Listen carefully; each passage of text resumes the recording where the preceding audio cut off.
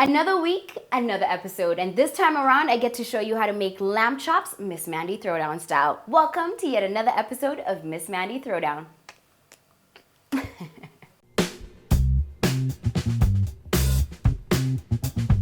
So we're gonna start things off by, of course, washing our lamb chops. That's what the first thing we did. We did not use vinegar this time around. It was just plain water.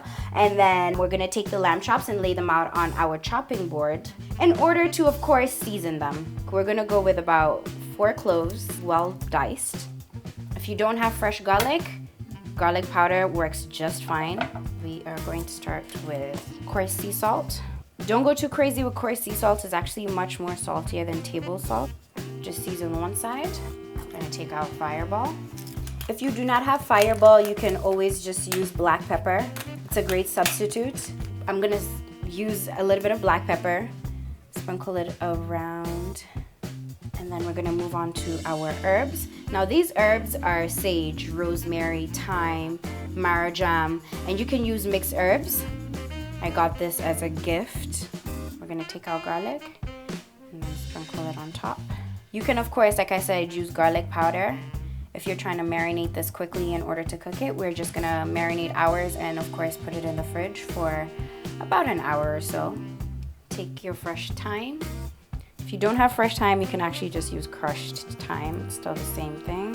So we're gonna take all our lamb chops and basically just throw them in there in order to marinate them really well.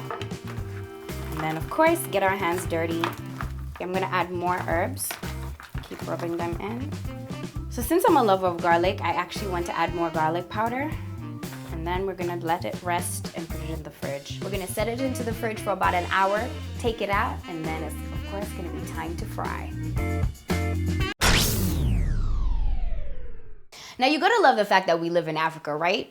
They cut off your power anytime they feel like they want to, and that's what happened to me. I ended up marinating my lamb chops for longer than an hour. It's been 3 hours now, but I'm quite excited about the flavors and how all the spices combined. So let's get ready to throw down.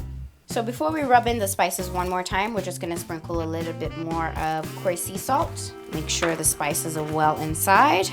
And then we are going to shake off all the excess herbs because we do not want them to burn when we're frying it. On to my favorite part. It's time to grill up these lamb chops. I'm gonna be using my Ncheeri grill pan that I got from Rupu. It's one of my favorite buys from 2015. It is double-sided and we're gonna be using the grill side. So why don't we just get this party started? So we're gonna start things off by heating up the grill pan. We're gonna pour in a little bit of cooking oil. Now, our goal is to get the oil really hot.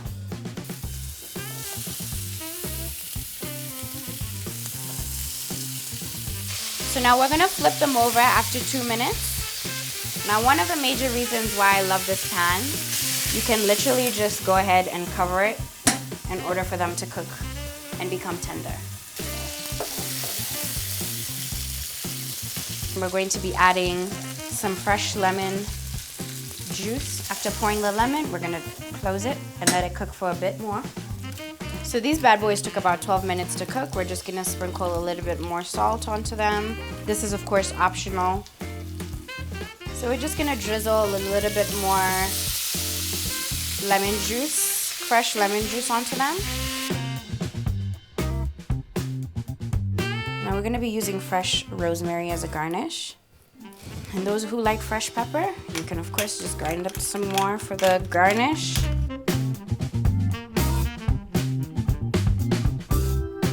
Honestly, I just want to say I love the fact that this Ncheeri grill pan was one of my favorite buys from 2015. The lamb chops look phenomenal. It's time for me to dig in, but before I do that, like, subscribe, comment, and don't forget to let a lamb chop lover know that they need to throw this down.